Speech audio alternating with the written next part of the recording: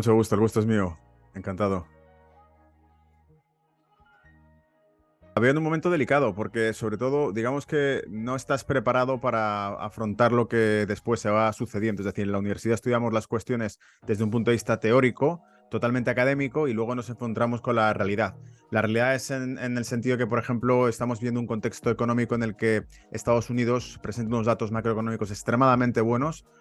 Ni siquiera los propios expertos de la administración de los bancos centrales alcanzan a entender por qué. En el sentido de que distintos funcionarios de la Reserva Federal han manifestado su sorpresa al ver que, pues, por ejemplo, ventas minoristas de Estados Unidos siguen mostrándose muy fuertes. Las ventas minoristas, hemos visto que el consumo se mantiene fuerte y estable también, el ingreso medio de nómina, la tasa de paro por debajo del 4% y sobre todo la tasa de crecimiento última que hemos conocido de la economía estadounidense, que es prácticamente el 4,9% interanual. Lo cual es una cifra que choca por completo con las expectativas que cabrían esperar cuando tenemos en consideración que la tasa de interés en Estados Unidos ha alcanzado ya el 6% prácticamente, porque estamos afrontando que con la última subida que se podía producir antes de que finalice el año estaríamos en el 5,75. Y con unos rendimientos de los bonos increíbles que está dando la economía estadounidense. En definitiva, lo que vemos es que la economía estadounidense va viento en popa. Vemos que el segundo bloque económico más grande del mundo, que es Europa, está mostrando cada vez datos más débiles. Tiene un grave problema en cuanto a energía, pero también tiene un grave problema en el sentido de que su industria, que es la principal economía de Europa, que es Alemania, ha mostrado síntomas de debilitamiento durante los últimos meses, a consecuencia, evidentemente, de un incremento en el coste energético que ha ido padeciendo desde el inicio de la guerra de Ucrania, la interrupción de los suministros energéticos para Europa y principalmente para Alemania, el proyecto Nord Stream 2, que fue suspendido porque tuvo aquel incidente sospechoso en el que voló en pedazos y por lo tanto ha tenido que buscar alternativas energéticas que son extremadamente más caras que las que tenía inicialmente con Rusia y que han traído sin duda pues el hecho de que tengamos un tercer trimestre consecutivo en Alemania con tasa de crecimiento negativa. Para Alemania, hoy mismo conocíamos también los datos de crecimiento de Francia, que también muestra ralentización económica. Hemos visto que la tasa de IPC, en cambio, la tasa de inflación en Europa empieza a enfriarse, lo cual es una noticia positiva, pero viene acompañada con algo venenoso, que es la tasa de crecimiento de Europa también se está ralentizando. Tenemos de las principales economías de dentro de la zona euro, en este caso Alemania, la primera de todas en recesión. Tenemos a Polonia también mostrando 14 meses consecutivos con disminución de la producción industrial. Tenemos incluso a Países Bajos también mostrando síntomas de recesión y ahora hemos visto que Francia también muestra síntomas de agotamiento o debilitamiento. Y nos queda la segunda mayor economía del mundo, el tercer bloque, por decirlo así, que es China y en este caso Asia. Y en el caso de China lo que estamos viendo es que los datos que ha mostrado, por ejemplo, esta misma semana, pues nos dan igual nuevos riesgos de ralentización económica, porque sacan los PMIs manufactureros, vuelven a salir por debajo de 50, para que quede constancia a la audiencia. Sabíamos que China, el principal miedo que había, lejos de añadidos al factor geopolítico ahora de la guerra, etcétera, estaba el riesgo de que China entrase en una desaceleración económica. Teníamos para el año 2023 había sobre la mesa varios riesgos. Uno era una recesión en Estados Unidos, una recesión en Europa, que sí se ha confirmado, la de Estados Unidos ha quedado descartada, lo llaman soft landing ahora, y tenemos el riesgo de desaceleración de la economía china. Así que en el contexto general lo que estamos viendo es que China de nuevo no parece mostrar muy claramente que crezca a la velocidad que se esperaba, ha tenido diferentes recortes de la tasa de crecimiento y sigue teniendo un problema muy complicado. La bomba de relojería que tiene China es el sector inmobiliario, el real estate, con una compañía gigantesca en default y que evidentemente ha tenido una serie de medidas que ha tomado China muy interesantes que son enfocadas a flexibilizar la deuda inmobiliaria tanto para el sector real estate, los fondos de inversión, las constructoras, pues con medidas, por ejemplo, como la flexibilización del crédito hipotecario, hacer más flexibles los créditos que tengan que pagarlos, refinanciación a largo plazo del crédito hipotecario, todo para reducir el impacto que pueda tener la deuda en la construcción, en las viviendas, en los edificios dentro de China y para poder amortiguarlo. Y cabe una cuestión más, y perdona que me extienda tanto con esta explicación, pero No así te dejamos la preocupes. foto completa para la audiencia. Cabe una cuestión más, y es que el hecho de que ahora mismo, tal como tienen las cosas China, estamos viendo que ese sector está ahí, pero en el sector inmobiliario me refiero, pero lo que podemos ver es que tienen que encontrar una reconfiguración exacta para que todo pueda, por decirlo así, funcionar de una forma fiscal. Es decir, no pueden recurrir al estímulo monetario. ¿Por qué digo esto? Porque el diferencial entre el bono estadounidense y el bono chino se está ampliando. El diferencial del bono a 10 años nos muestra que el rendimiento del bono chino aumenta por encima del de Estados Unidos, se empiezan a separar el uno del otro y que va acompañado también con un incremento o una caída en la conversión del yuan contra dólar o una subida del dólar yuan. Es decir, la moneda yuan se está debilitando, el diferencial de bono con Estados Unidos se está ampliando. Esto quiere decir que está saliendo dinero de China y está entrando en Estados Unidos. Y eso es un riesgo muy alto porque quiere decir que impide que China pueda utilizar políticas monetarias como recurso de estímulo económico, porque de hacerlo acelerará el proceso de caída del yuan contra el propio dólar, y esto puede perjudicar bastante porque atraería menos inversión extranjera, que verá que cuando le toque reconvertir el retorno de su dinero, verá que la conversión es inferior porque ha cambiado la cotización del yuan. Por lo tanto, desincentiva el invertir en China si consiguen que el yuan siga cayendo en este sentido. Por lo tanto, deja a China solamente una vía para crear estímulo, que es la vía fiscal, que es la vía de reducción de impuestos, subvención de ciertos sectores que lo están haciendo, y creo que esta es la foto completa de todo lo que estamos viendo, sin entrar en temas más concretos como es el problema de la energía, que todavía ni lo hemos tocado en esta entrevista. Pues en principio, tal como tú has destacado, el hecho de que la economía estadounidense esté manteniendo más fuerte de lo que se esperaba, mantiene los flujos comerciales con el resto del continente, es decir, con todo el continente americano.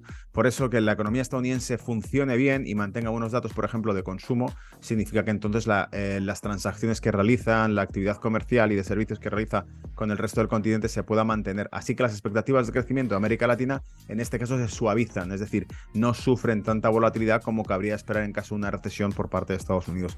Así que por ese lado contenemos esto. Las balanzas comerciales de los distintos países, especialmente en el caso de México, se verán también beneficiadas de esto, mientras Estados Unidos mantenga un buen ritmo de consumo y de producción y crecimiento. Así que le beneficia en este aspecto. Hay una cuestión más que cabe señalar, y es que para el caso de América Latina hay distintos países cuya balanza comercial y el valor de su propia moneda tiene una altísima correlación con algunas materias primas. Pongo el caso, por ejemplo, de Chile, que tiene una altísima correlación con el valor del propio cobre y con la relación que mantiene con respecto al dólar. Digo esto sencillamente porque la evolución que tenga la economía global, y en especial las materias primas, va a estar vinculada al valor que tengan las monedas de los distintos países cuyas materias primas son exportables. Por ejemplo, en el caso de Brasil, enfocado a producto agrícola, la exportación de soja; en el caso de Chile, lo hemos dicho con el caso de la exportación de cobre. Entonces va a haber una serie de asociaciones en las que veamos que determinados países van a tener mayor o menor fortaleza de su moneda según evolucione el precio de la materia prima subyacente que controlan ellos en el mercado internacional. Por ejemplo, si vemos un fortalecimiento del cobre debido a que realmente la actividad industrial de China se recupera, China es el mayor consumidor de cobre del mundo, veremos que entonces hay un empuje al alza en el precio del cobre. Y un empuje al alza en el precio del cobre refortalecerá, por ejemplo, el peso chileno. Entonces, para que entendamos los flujos y para que la audiencia, sobre todo, los inversores que nos escuchen, sepan un poco a qué atenerse, yo controlaría o vigilaría más bien el flujo de la materia prima, me mantendría en precaución o con cierta vigilancia sobre la equity, sobre la renta variable, sobre las acciones, precisamente porque estamos en un ciclo sensible. Que la economía estadounidense vaya muy bien no significa que el equity, la renta variable, vaya a funcionar bien, porque básicamente estamos viendo por un lado que sí, la economía americana funciona muy bien, pero los retornos de los bonos en Estados Unidos también están pagando muy buen rendimiento, y esto desincentiva a invertir en acciones. Por lo tanto, muchas veces entre invertir en bolsa con renta variable o en renta fija, vamos a ver que hay un alto tirón en renta fija hasta que esos rendimientos de bonos no empiecen a enfriarse y a bajar en su yield. Y esto podría entonces influir o incentivar la inversión en renta variable. Pero de momento hay que entender que la bolsa que marca el ritmo y la tendencia del mundo entero, no solamente para América, sino pero incluso el continente europeo, es la bolsa de Estados Unidos. Por lo tanto, si vemos un dólar extremadamente fuerte, que es lo que hemos asistido, un dólar extremadamente fuerte contra el resto de monedas, habrá países, en el caso de México, por ejemplo, que ha mostrado mucha fortaleza contra el dólar, lo cual indica mucha fortaleza interna, bajo ratio de deuda, que hay que vigilarlo también. Controlaremos también esta variable como una cuestión importante. La duda, por ejemplo, entre las dos economías top de Hispanoamérica estaría México y Brasil, y en cambio México no tiene nada que ver con Brasil en cuanto a ratio de deuda, es mucho menor que la de Brasil, presenta mejores cifras de crecimiento y por lo tanto más fortaleza también su moneda con respecto al dólar. Yo creo que todas estas cuestiones son las que realmente nos van a dar una proyección de cuánto vale realmente nuestro dinero. Es ese concepto que algunos han tratado de introducir metafóricamente como un Bretton Woods 3, que es que nuestro dinero valga según valen nuestros recursos interiores como país. Entonces, en este caso, insisto, para América Latina, si vemos ciclos positivos en materia prima que puedan refortalecer nuestra moneda local, eso es un aspecto bueno, pero hay que tener precaución con la renta variable porque, insisto, quien quiere invertir puede invertir, por ejemplo, en compañías mineras si observamos que el precio del oro repunta por los riesgos geopolíticos actuales.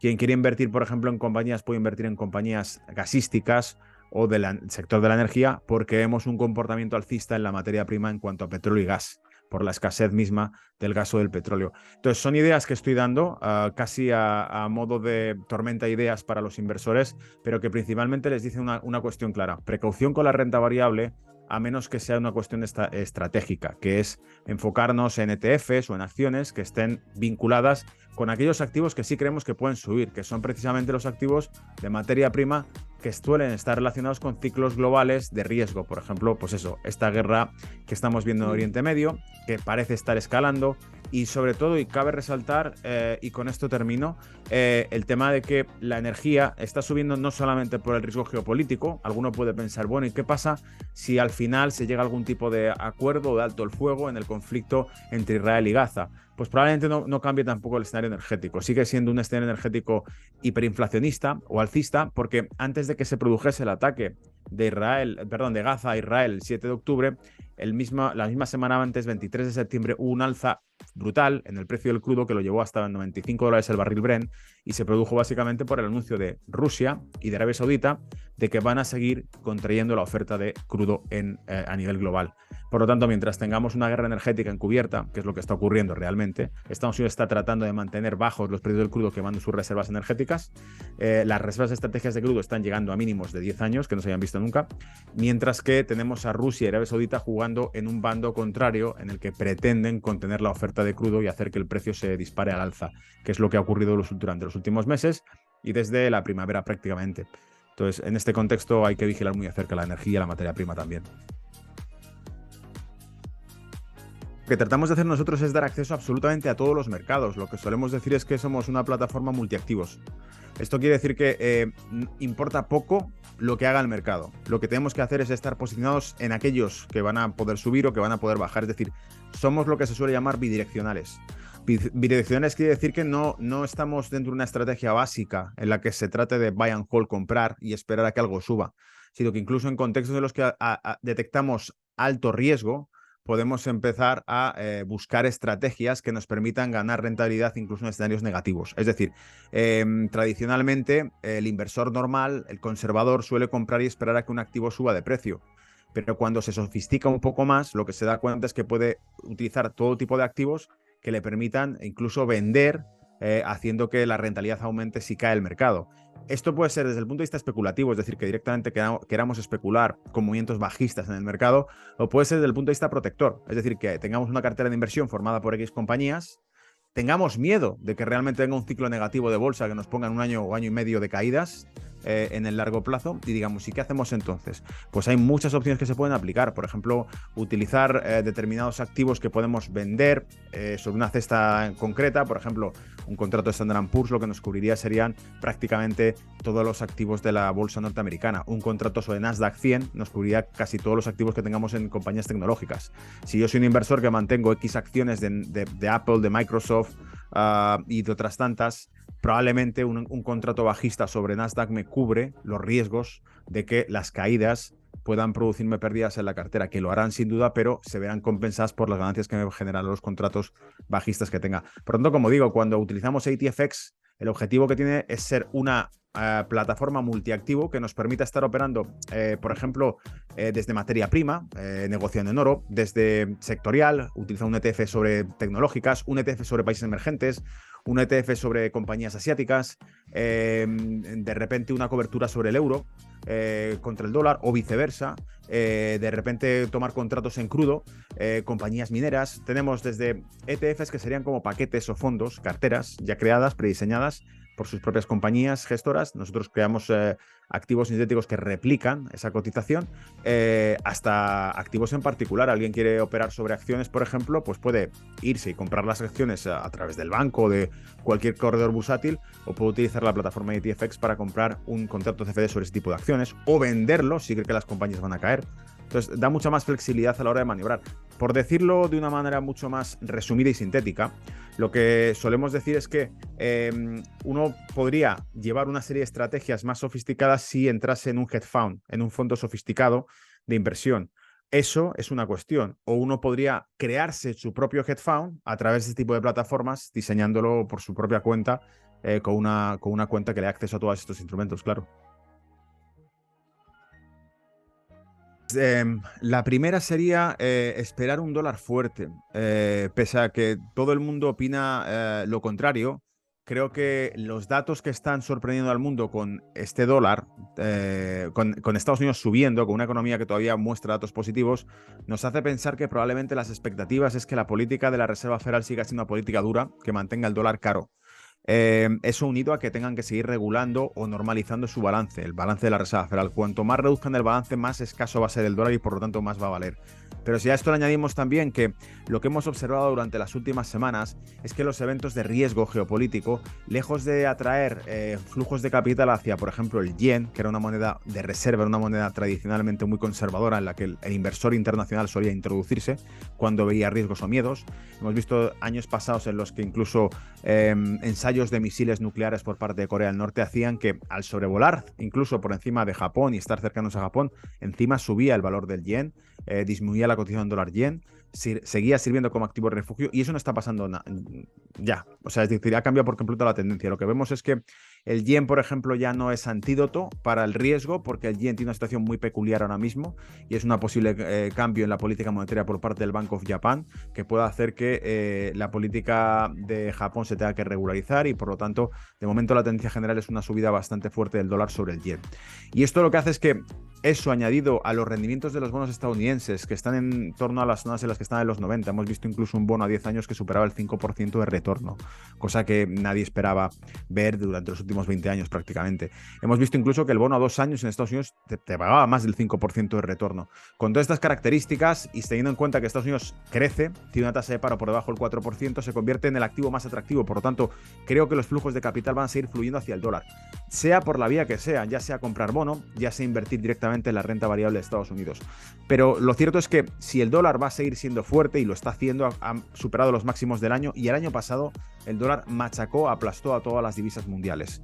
Ganó al euro, ganó a la libra, ganó al franco suizo, ganó al yen, ganó a todas, las aplastó por completo.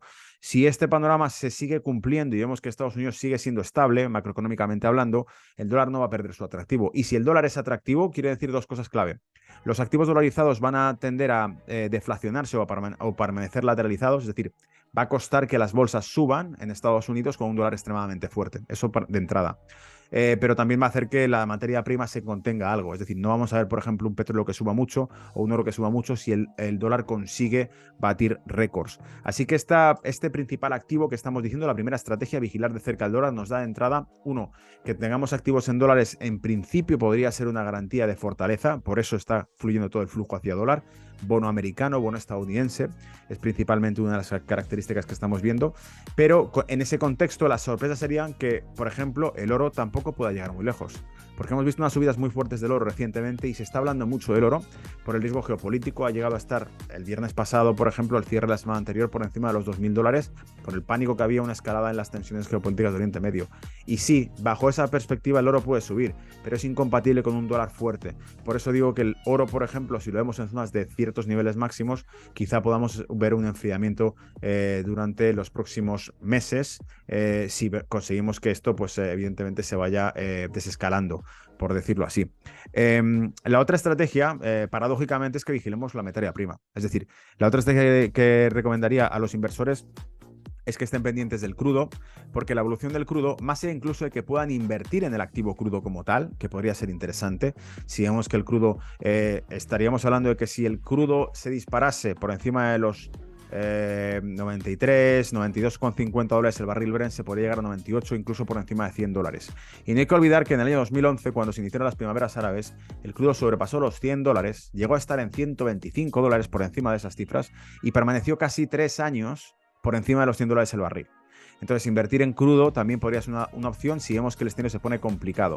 Pero más allá de eso, y aquí viene la parte más interesante, como tercera vía, es que si eso ocurriese, una subida del crudo por encima de 100 dólares el barril va a provocar muy probablemente nuevos ciclos inflacionistas. Porque el crudo es el activo más inflacionista de todos y si lo tenemos por encima de 100 dólares el barril, lamentablemente, muy probablemente, nuevos repuntes de la tasa de inflación en países occidentales es lo que más se espera. El problema es que esos países ya tienen tasas de interés muy elevadas, es decir, tenemos el caso de Estados Unidos que está casi en el 6%.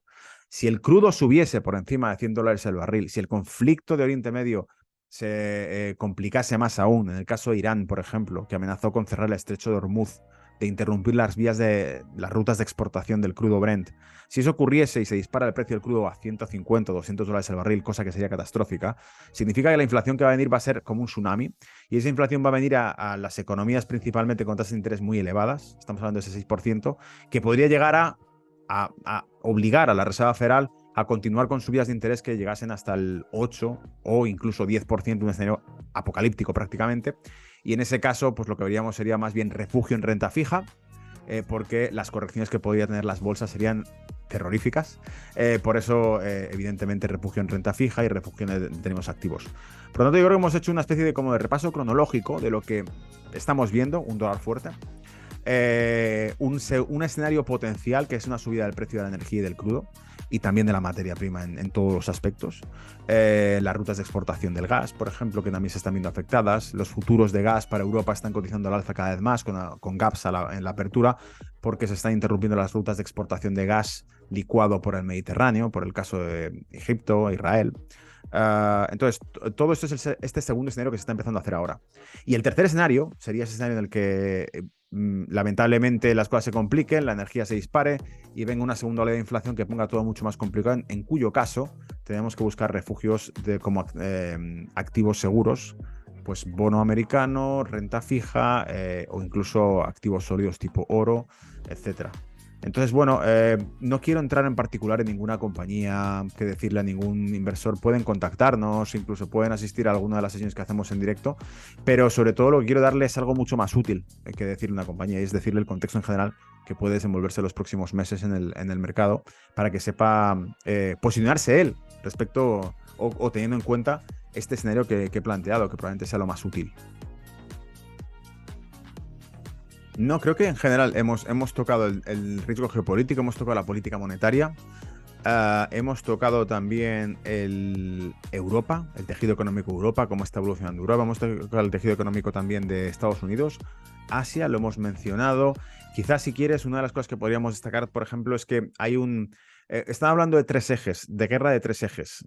Por ejemplo, el otro día leía en Business Bloomberg Economics una sección que hablaba de ¿se puede permitir el mundo una segunda guerra en un segundo región energética? Es decir, la primera guerra está influyendo entre Ucrania y Rusia.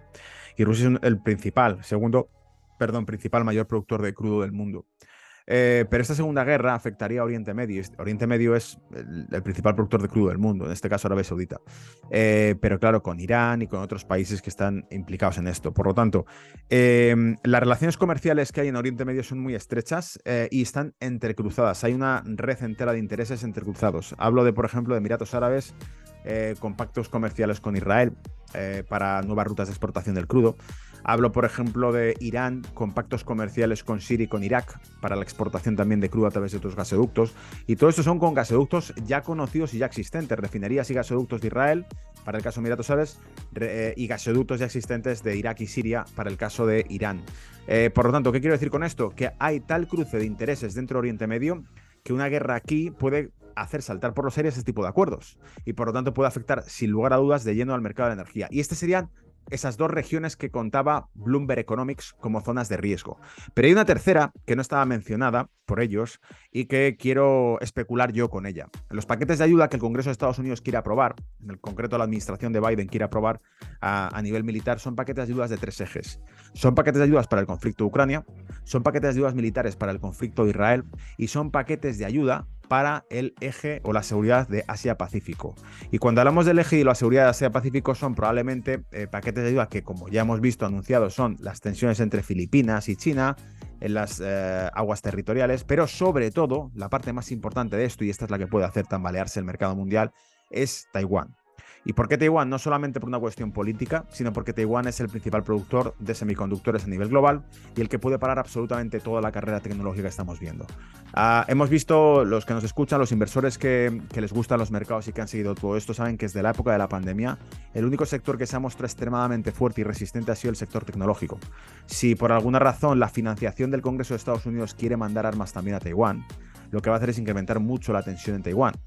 Y la previsión, no de ahora, sino de informes y escenarios de guerra previstos por el propio Pentágono, hablan perfectamente de que una guerra entre Taiwán y China estallará antes del 2025 y por lo tanto, claro, nos mete en una especie de cuenta atrás en la que parece que es una especie de olla a presión en la que se va metiendo cada vez más presión sobre ese posible conflicto entre China y Taiwán. Y el hecho de que China, por ejemplo, atacase Taiwán o ocupase Taiwán, suspendería de entrada la exportación de semiconductores de Taiwán, que es el principal del mundo, y la exportación de semiconductores de Taiwán afectaría a toda la red de comercio mundial, a toda la infraestructura mundial, porque básicamente afectaría, pues, como digo, al sector que más resistente ha sido durante los últimos años a las crisis, que es el sector tecnológico.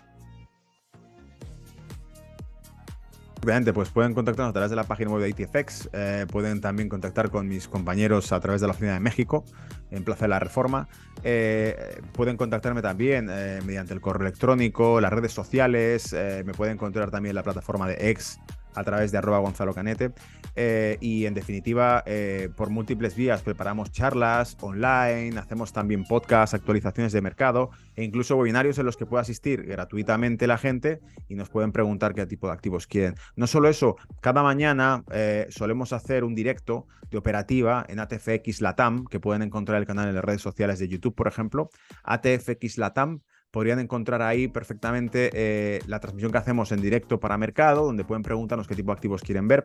Y también tengo publicado el podcast de ATFX Latam a través de Spotify para que estén actualizados, porque subo ese podcast pues 2 o 3 veces a la semana con una actualización de lo que está pasando esa semana en el mercado. Nada, un placer. Hemos llegado al final del programa y le agradezco por su compañía y por su preferencia. Agradecemos también a la agencia Brand PR Digital por todas las atenciones para la realización de este programa. Antes de irnos, les recuerdo que nos puede seguir en nuestras redes sociales como @brands_tv.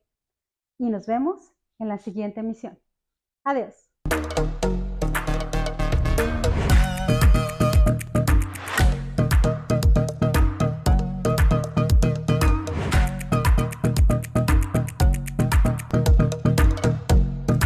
Tech